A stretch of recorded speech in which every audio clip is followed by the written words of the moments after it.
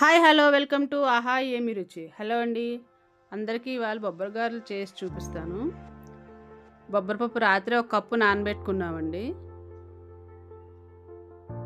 రాత్రి నానబెడితే పొద్దుటికల్లా నానిపోతుంది, లేదా పొద్దుట నానబెడితే నైట్కి నానిపోతుంది. ఈవినింగ్ స్నాక్స్కి బాగుంటుంది అనమాట. నానబెట్టిన పప్పుని మిక్సీ గిన్నెలోకి తీసుకుని పచ్చిమిర్చి, జీలకర్ర, కొద్దిగా కరివేపాకు, కొత్తిమీర, కొద్దిగా సాల్ట్, పసుపు అన్నీ వేసుకుని కొద్దిగా వాటర్ పోయాలండి, ఎక్కువ పోయకూడదు. బరకగా రుబ్బుకోవాలన్నమాట. మరి ఫైన్ పేస్ట్ అయితే బాగుండదు, కొద్దిగా పప్పులాగా ఉంటేనే బాగుంటుంది. ఒక 2 టైమ్స్ అలా తిప్పి మళ్ళీ ఒకసారి తీసి పైన పప్పు ఉంటుంది కదా, ఒకసారి మళ్ళీ అలా కలిపి మళ్ళీ ఒకసారి మిక్సీ వేసామనుకోండి సరిపోతుంది.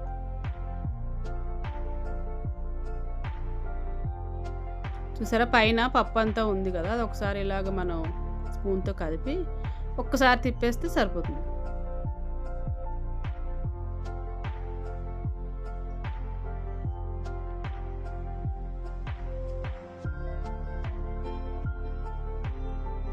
అసలు వాటర్ అయితే ఎక్కువ పడదండి, అసలు పడకుండా వేస్తే పర్వాలేదు, మిక్సీ తిరగదేమోనని వేయడం తప్పించి, లేకపోతే అసలు వాటర్ పడితే బాగుండదు. మెత్తగా చూసారా ముద్ద ఎంత బాగా వచ్చిందో, అలా ఉండాలండి.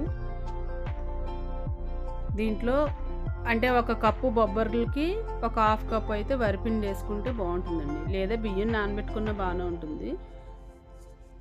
నేనైతే వరిపిండి వేసానండి. ఒక హాఫ్ కప్ వరిపిండి, ఉల్లిపాయ ముక్కలు, పచ్చిమిర్చి, అల్లం అన్నీ వేసి కలుపుకోవాలండి.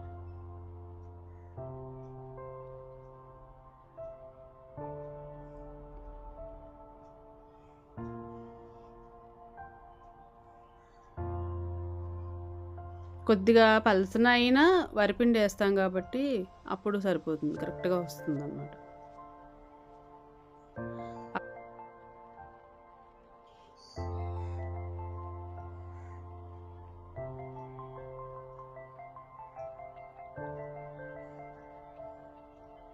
ఇలా మొత్తం అంతా నీట్గా కలుపుకోవాలి.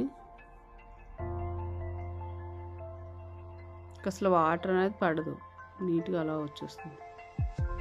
దీంట్లో మనం ఏమన్నా కావాలంటే క్యారెట్ అవన్నీ వేసుకోవచ్చు, ఇలా తిన్నా బాగుంటుంది. స్టవ్ మీద ఆయిల్ పెట్టేసామండి, అది హీట్ అవుతుంది.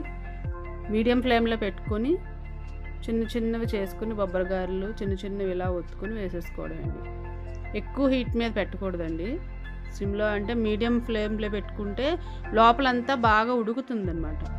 అదే మనం హైలో పెట్టేసాం అనుకోండి, పైన మాడిపోతుంది, లోపల ముద్దలా ఉంటుంది, అది టేస్ట్ బాగుండదు. అది కరెక్ట్గా హీట్ తక్కువ హీట్లోనే వేసేసుకున్నాం అంటే స్లోగా వేగుతాయి. అలా మీడియం ఫ్లేమ్లోనే ఉంచాలి.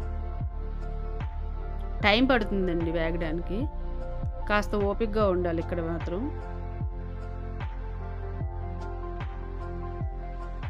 అలా వేగితేనే లోపలంతా బాగా ఉడుకుతుంది, తిన్నా టేస్ట్ బాగుంటుంది, డైజెషన్ కూడా ప్రాబ్లం రాదనమాట.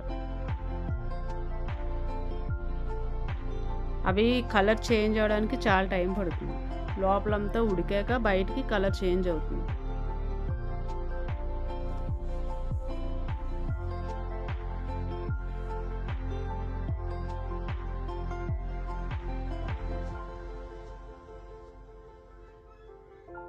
చూసారా, ఆ పక్క నుంచి వేస్తూ ఉంటే ఆ పక్క నుంచి ఎంత బాగా కలర్ తెలుస్తుంది.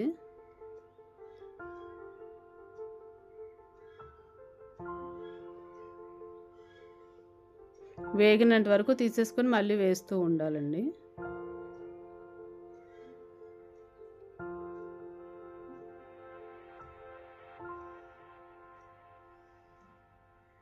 అయితే వేయడం కూడా చాలా ఈజీ అండి, చక్కగా ఇలా తడి కూడా చేసుకోకలేదు, చేతులు బాగానే వచ్చేస్తాయి.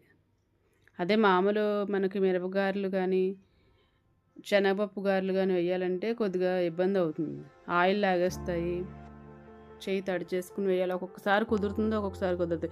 ఈ బొబ్బరి గారెలు అయితే మీరు ఎలా వేసినా వచ్చేస్తాయండి, ఎందుకో మరి ఆ టేస్ట్ అర్థం అవ్వదు, చాలా బాగుంటాయి. వంట రాలేని వాళ్ళు కూడా చేసేయచ్చు అనమాట, అంత సింపుల్గా ఉంటుంది.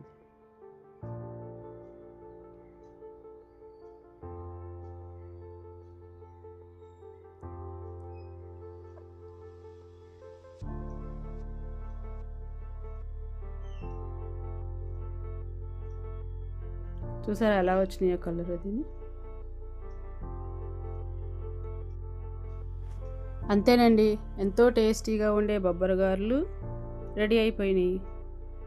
ఒకసారి ట్రై చేసి చూసి ఎలా ఉందో ఫీడ్బ్యాక్ ఇవ్వండి.